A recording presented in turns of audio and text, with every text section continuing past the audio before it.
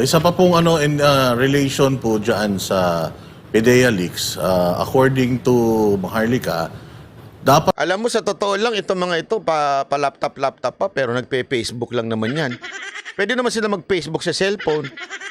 Pa-laptop-laptop pa. Ano kayang pinanunood nito? daw po hindi lang siya ang ipatawag dyan. Gawa ng si PRRD naman daw ang unang nag-leak niyan. Sumunod lang naman daw siya. So dapat pati daw si PRD mapatawag. Ano pong masasabi Wala niyo? namang leak, wala namang papel na pinakita si PRRD. Ah, ganun pa ba yun? Di na. Walang pinakitang papel si PRRD, so dapat pala, kung sino yung nagpakita ng papel, siya ang mag-appear. Hindi kami na-inform. Gusto namin si PRRD, ganun ang level namin eh. Bago nyo ako maimbitahan, ha? Mauna muna si PRRD. Siya kasi yung ano dito eh. Siya muna. Kung kaya nyo na siya, kaya nyo na rin ako imbitahan. Mas mataas ako kay PRRD. Kaya unahin nyo siya. Pag naimbitahan nyo, sige, okay ako. Lupit mo, madam, ha?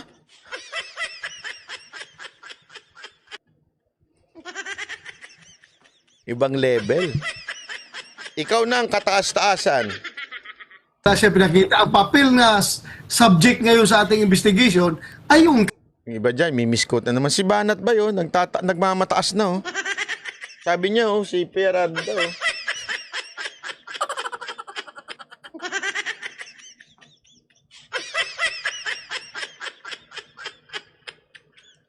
Sino na ba ang bida-bida pa ipalabas ang documents? Matapang, magaling. Nung pinapaano na, wala na. Naging etchas na. O, sabi nito, nabanggit kasi ni PRRD bago mailabas yung document. Yan yung punto ng iba. O, sige, let's consider that. Again, the question is, ano po ba ang hearing na ito? Sagot! Para ho tayo, let's go to the facts. Bakit po ba nagkaroon ng hearing ng ganito? In aid of legislation on the PDEA leakage o yung leaks. Tanong, sino ang nag-leak ng PDEA document? Si PRRD o si Maharlika?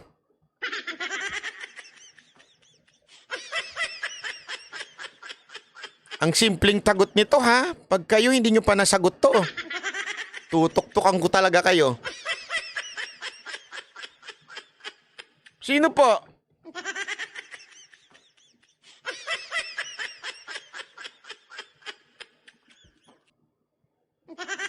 Sige, si Maharlika po ba o si PRRD?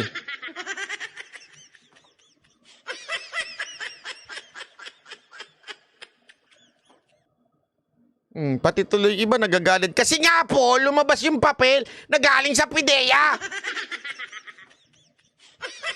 kanyang pinapakalat sa social media. Yun naman ang inimbestiga natin. Alinaw po dyan kasi yan nga po iniimbestiga. Babalik na naman tayo dun sa simula. Ano ba yung hearing na yan? Ang hearing ba na yan para imbestigahan yung PDEA document o yung hearing na yan para patunayan na adik si Marcos? Kayo na sumagot. Para saan yung hearing na yan?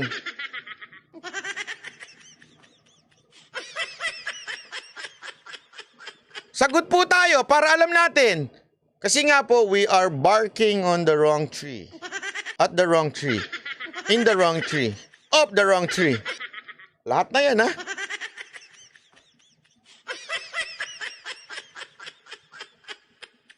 Nakakapagod, ano, Anharot? Pagpaliwanag sa tanga, no? Ganun talaga, eh. Kahit ako, hirap na ako, eh. Araw-araw na lang, eh. Naginawa ng... Paliwanagan mo ba naman yung tanga? Malinaw. Actually, galit na galit yung mga audience ngayon. Para Tinan mo, ha? Bastos dito si Banat Bay. Talaga sinabi pa. Kala ko ba ayaw niyong pinapaalam kay Bato na na nagagalit ang audience? Ba't mo sinasabi ngayon?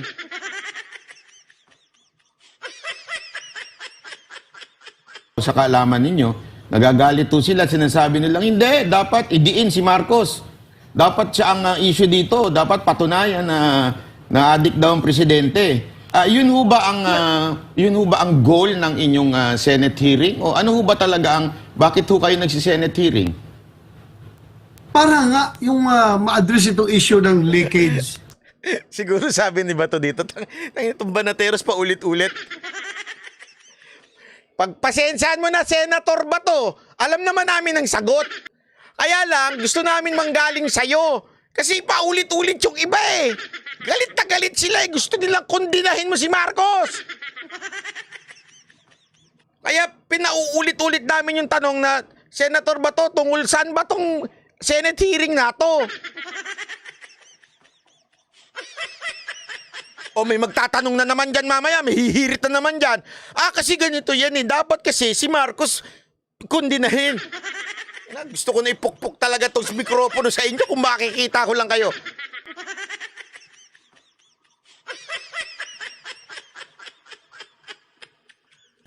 Yung leakage ng mga confidential classified documents.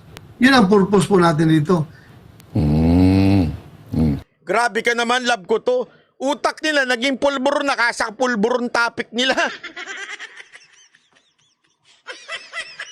Eto uulitin na naman namin yung tanong na yan mamaya. Hanggang sumaksak sa kokote ng mga nagko-comment na galit doon. Alam mo, kanina, tawan-tawa ako. Alam mo kung bakit ako tawan-tawa? Gusto ko na talagang tumawa kasi ganito nangyari. Ito yung picture. Nagkaroon ng hearing. Nagalit yung Panginoon nilang si Maharlika. Yung mga kampon niya, nagalit kay Bato. Tama, mali? Tama. Tapos, biglang nag-sorry si Maharlika in public. Paano na yung mga kampon niyang galit na galit kay Bato? Saan ba kami lulugar? Bakit ka nag-sorry? So sila, hindi na nila alam kung saan nila ibabaling yung galit nila. Biglang pumasok si Banat-Bay. Pak! Si Banat-Bay na lang ang aawayin namin.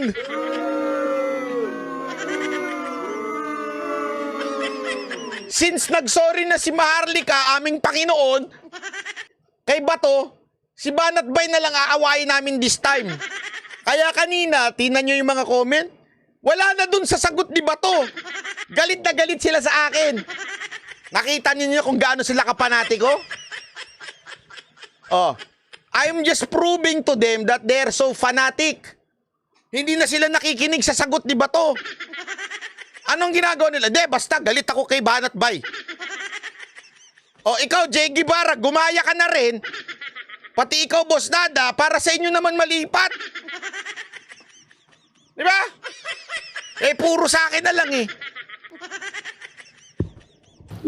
Senator, maraming nagtatanong kasi, parehas na kampo, may mga nagagalit sa inyo, may natutuwa, pero tinatanong kung hindi po ako nagkakamali, Vice Chairman po si Senator Bongo, Senator Jinggoy, at si Senator Tolentino.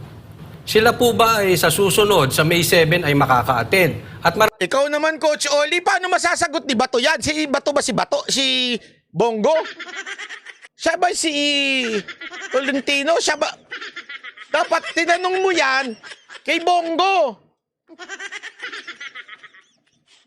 Sabi siguro ni Bato, paano ko sasagutin yan? Sila naman nagdidesisyon ng buhay nila. Ano ako pala desisyon ng buhay na may buhay?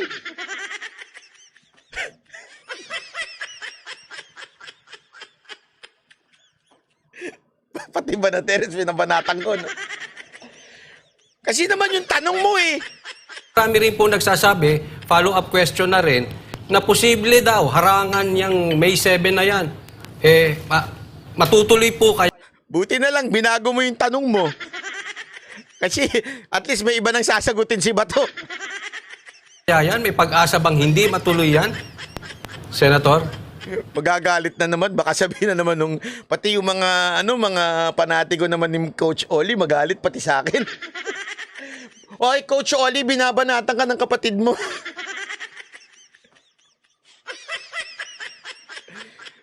Para lang talagang no? Magalit talaga sa akin eh. Ewan ko ba bakit may mga tao talagang pinanganak ng galit. Yeah? Pinanganak ng galit na kailangan talaga galit sila. Kailangan kasi may ganun eh. Eto, walang biro ito ha.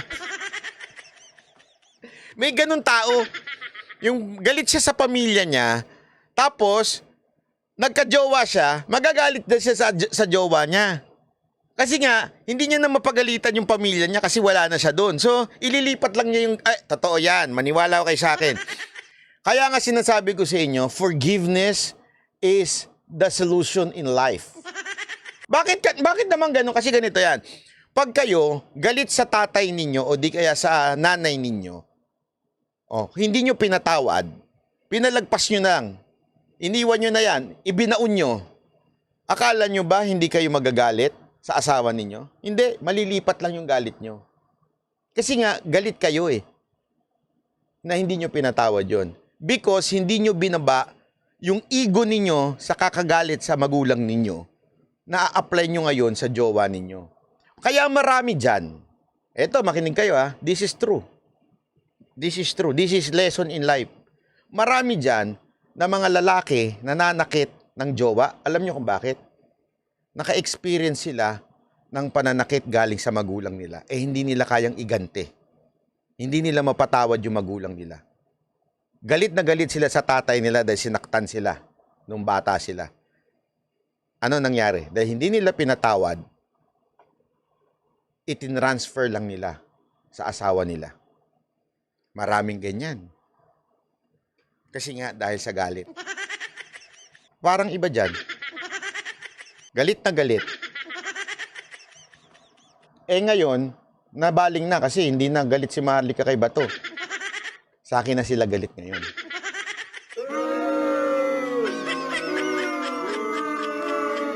Ipagpatuloy mo, Coach Oli. Wala. Yung aming sa Senado, yung aming sit-up dyan is malaki masyado ang respeto ng liderato ng Senado sa chairman ng komite. Lahat ng decision making dyan ay ipinapaubaya ng liderato ng Senado sa chairman ng komite. So, mukhang malabo mangyari yun na harangin yung May 7 na hearing na gaganapin natin. At yung hindi naka-attend nung last hearing ay siguro may mga hearing din na ginaganap kaya hindi sila nakasama doon sa hearing natin. So, Uy, Hermani Prado, Banat Bay, sobra na po kayo, di na tama kayo. Sabi ko naman kasi sa inyo, nag-warning na ako kanina, di ba? Sir Hermani Prado, nag-warning ako kanina, di ba? Sabi ko, di ba masasaktan kayo? Ba't di pa ako kayo umalis? Oh, ano pa ang ginagawa nyo dito? Di ba nakiusap naman ako?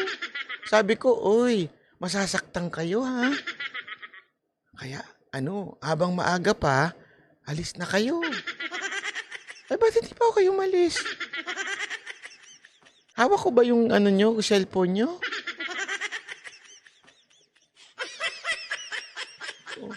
Off nyo yung cellphone nyo. Kayo mag-alala. Mapapadaginipan nyo ako. I hope na sa May 7, kung hindi sila busy, makaka-attend na sila sa ating hearing. Kasi po yun ang inaasahan ng taong bayan dahil actually po, kayo po ang pinakamainit na senador ngayon at itong inyong hinahawakan ay pinakamainit din na topic. Kaya sana daw, maka-attend naman sila this time, no? Kasi Ito si Coach Oli, pinagpipilitan yung iba eh. Ano ba nang gagawin ni Bato doon? Desisyon na ng ibang senador yun. Ito talaga si Coach Oli, nakikailangan. Biro lang Hindi, ganyan talaga ako. Kahit nga sarili ko, binabanatan ko eh. Kahit yung si Boss Dada, si Coach Oli, tsaka si Banat Bay, binabanatan ko. para mapag-usapan tong mabuti. At maraming salamat naman at tuloy na tuloy. Ano pong... Sige, Senator. There's no stopping us. There's no stopping us. Whether merong influensya na magagaling outside of the Senate, well, the Senate as an institution will prove to the whole world that we are an independent and a co-equal body with the Malacanang and the judiciary. Meron po kaming sariling institution po kami. Hindi po kami pwedeng diktahan na kanino man. Yung pong sinasabi rin patungkol dito ng mga netizens na yung inyo daw manner ng pag-iimbestiga, sabi nila ay dahil po kayo ay natatakot dahil baka buksan yung patungkol sa ICC. May katotohanan po ba yun? Yan, magandang tanong mo ganyan, Coach Oli. Yan ang gusto kong tanong. Oh, natatakot ka ba daw? Kasi baka buksan ni Marcos yung ICC. Oh, naku, mukhang naipit si Bato doon ah. Mukhang naipit si Bato doon ah. Tingnan nga natin ang sagot ni Bato dyan. Kasi yun yung may punto to ah. Baka naman takot lang kayo kasi baka buhayin yung namamatay na, alam mo naman sa ano ngayon, sa gobyerno ngayon. Di ba? Pag patay na yung kaso mo, na-dismiss na, bubuhayin. Pag iniipit mo yung pinuno, di ba? Katulad nga yun, ito, yung kay Morales, kung ano-anong si Mike Tae, nakita nyo? Ano sinasabi? Oh, ang dami palang ano ha? Ang dami palang kaso nito ni Morales ha? Mga patay na kaso na, binubuhay pa ng mga bangag vloggers.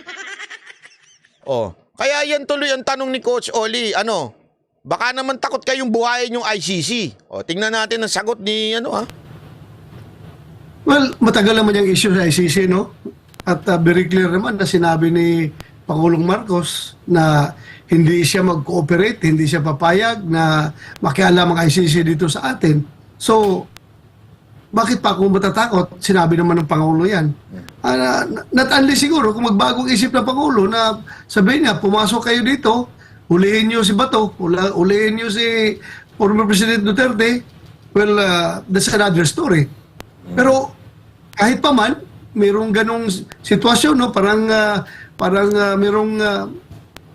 may mga ganon na sitwasyon, hindi ko pa rin pwedeng iwasan itong aking trabaho sa Senado bilang chairman ng Senate Committee on Public Order and Dangerous Drugs na mag-imbestiga sa mga issues patungkol sa droga.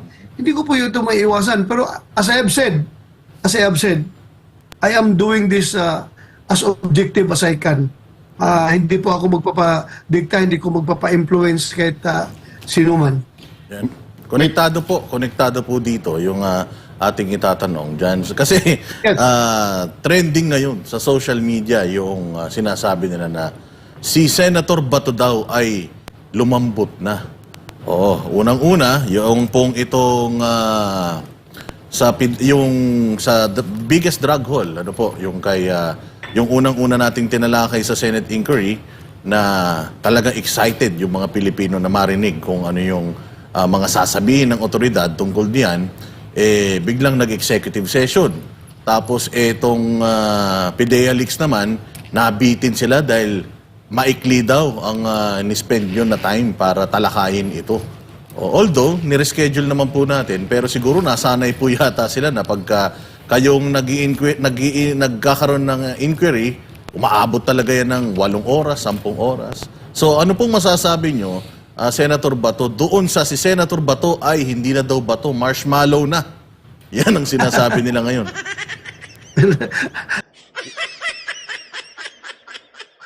Isa rin pasmado bibig nito ni Boss Dada eh. Bastos eh, no?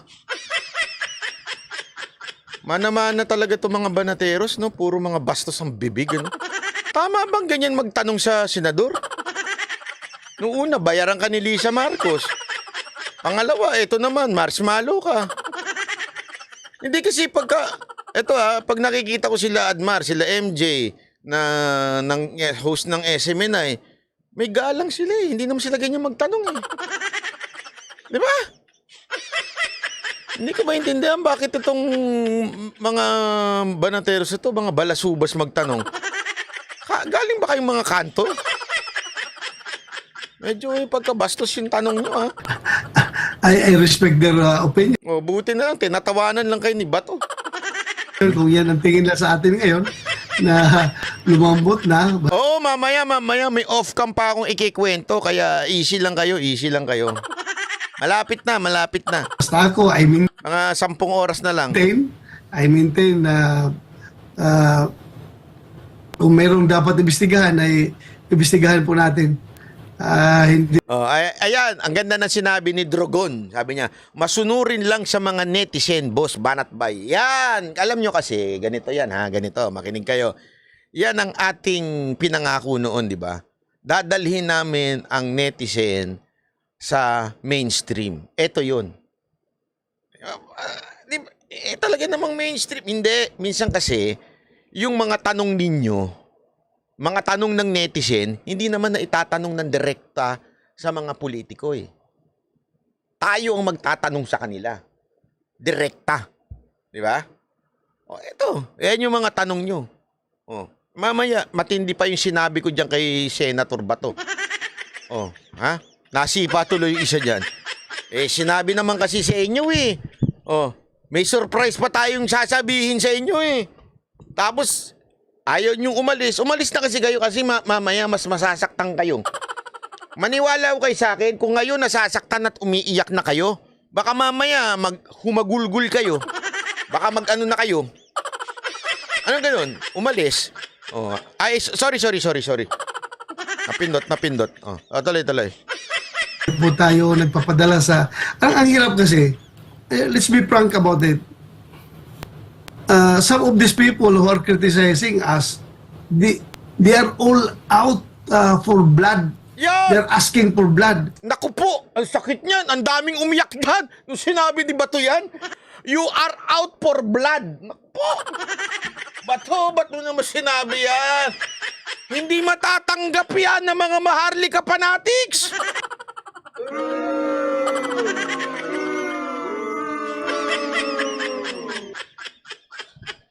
Mga Iskonyan, mga Banateros, mga DDS. Naalala nyo? Naalala nyo? Ganyan na ganyan ang senaryo natin noong 2022. Na habang tayo nangangampanya, they are out for blood. Naalala nyo?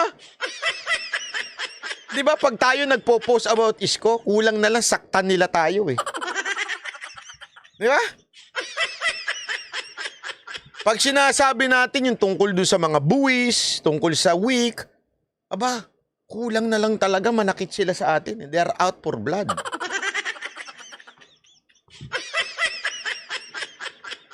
Naalala nyo? Ganyan na ganyan sila noon. Hindi na wala. Nalipat lang. Kung dati, sila ho ay mga panatiko ni Marcos, ngayon panatiko na ni Maharlika.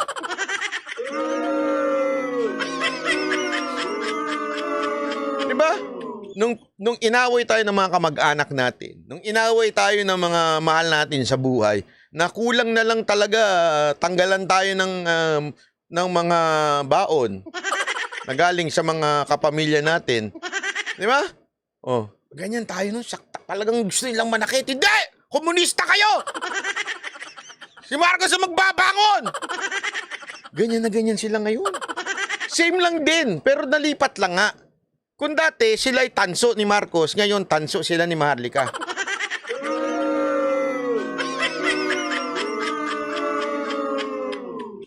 Hello? Hello? Di ba? Ang dami nag-unfriend sa'yo, sabi ni Ana Roth. Sino dyan nakaramdam ng ganyan? Sa akin din, ang dami. Galit na galit. Talagang, banat pa. Pag nakita kita talaga, at atampalin kita. Galit na galit talaga sa akin. Tapos nung nakita ko sila sa Japan, abay kulang na lang, halikanin nila ako. Banat ba eh, sana nakinig kami sa'yo.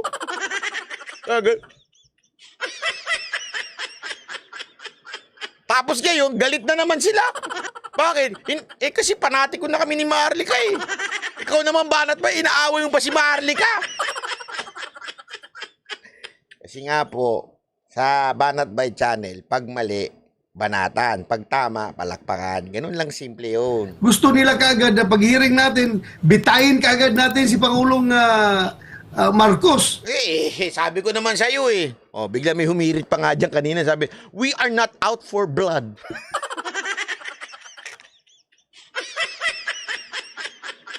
Aray, naku!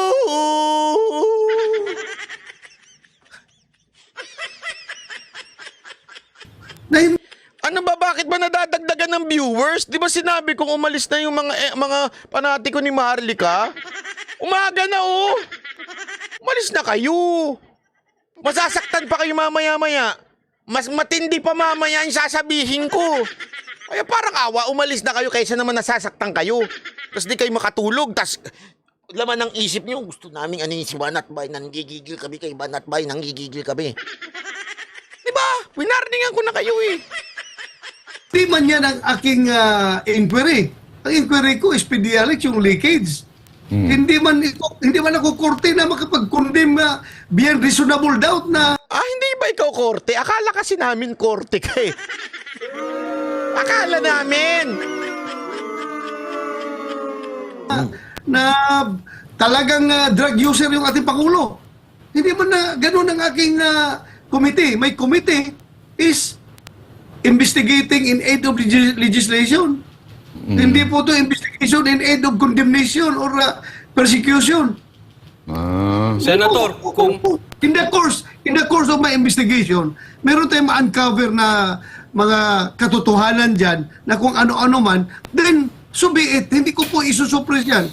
Kung may lalabas na kung ano-anong katotohanan dyan.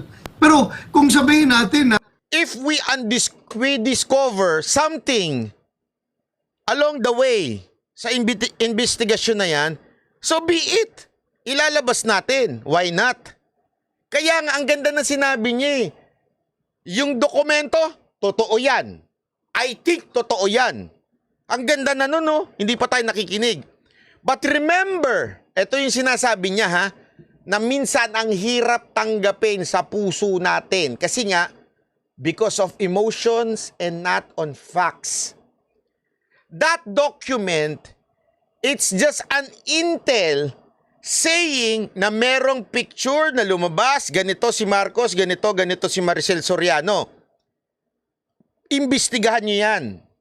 Remember, it is not a paper from the judge saying that Marcos is guilty. Understand? So, Banat Bay, sinasabi mo bang hindi totoo si Marcos na adik? Excuse me po, 2021, sinasabi na po namin yan. Ang punto dito, that paper does not mean guilty si Marcos of that accusation. Yun yung sinasabi ni Bato. Yun yung sinasabi ng dokumento na yun. Okay? Now, ilalabas ni Bato kung ano man yung matagpuan niya along the way ng hearing na yan. Which is ginagawa niya at this time. Inilalabas niya yung nadidiscover nila. Ang problema kasi sa atin, fix na tayo eh. Yung utak natin, sarado na. Ang gusto natin, kundinahin ni Bato si Marcos. Yun ang gusto natin. Hindi trabaho ni Bato yun. Naintindihan nun natin? Ano pa bang hinihingi natin? Bakit ba kailangan natin si Batong kundinahin si Marcos? Sinabi na nga ni Pangulong Duterte. Ano pa ba?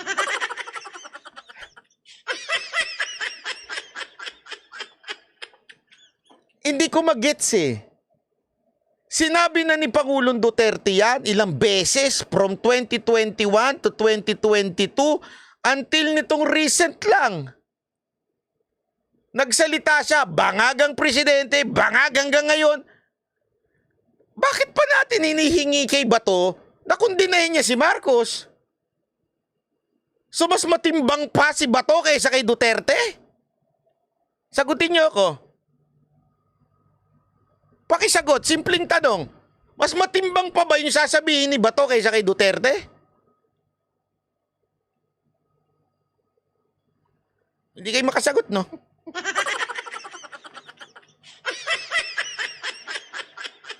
Tapos nagagalit kayo kay Bato.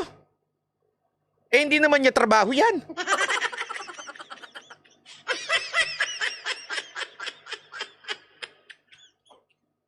Understand? Or you don't understand? How come? Sige, sagot kayo. Sabi nito isa, wala na si Duterte sa posisyon, si Bato andyan, senador. So mas anong punto mo? Mas paniniwalaan mo si Bato kaysa kay Duterte? Tama ba ako?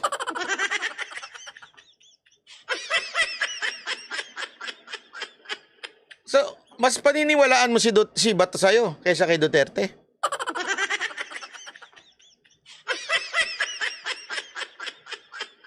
Oh, sabi nito, si Banat Bay, si Duterte salita lang at yung ngayon may ebidensya. Oh, ano ba sabi ni Bato? Sige nga, sinabi ba ni Bato? Yan dokumento na yan, hindi totoo.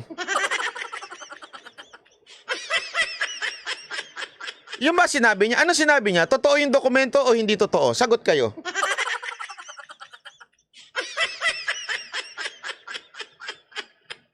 Kaya nga, Romel, sagutin mo ang tanong ko. Ikaw ang sumagot, ha, Romel? Ah, tumunog yung pagkain ko. Sinabi ba ni Bato, totoo o hindi totoo yung dokumento? So what are you asking for? Sagot. Hindi ho, pakisagot ako. Sinabi ba ni Bato, totoo o hindi? Di ba totoo sabi niya? Anong gusto niyo pa?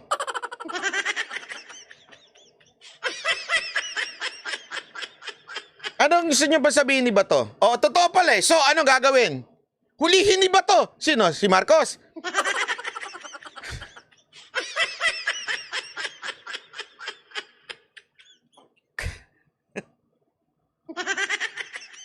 Talaga. Ay, nako. Totoo di ba sinabi niya? Ano pa gusto niyong gawin niya? Hulihin niya yung tao. Hindi ho trabaho ni Bato manghuli ng presidente. Ano ba? PNP chief ba siya? Senador po siya. Gali, what happening to you?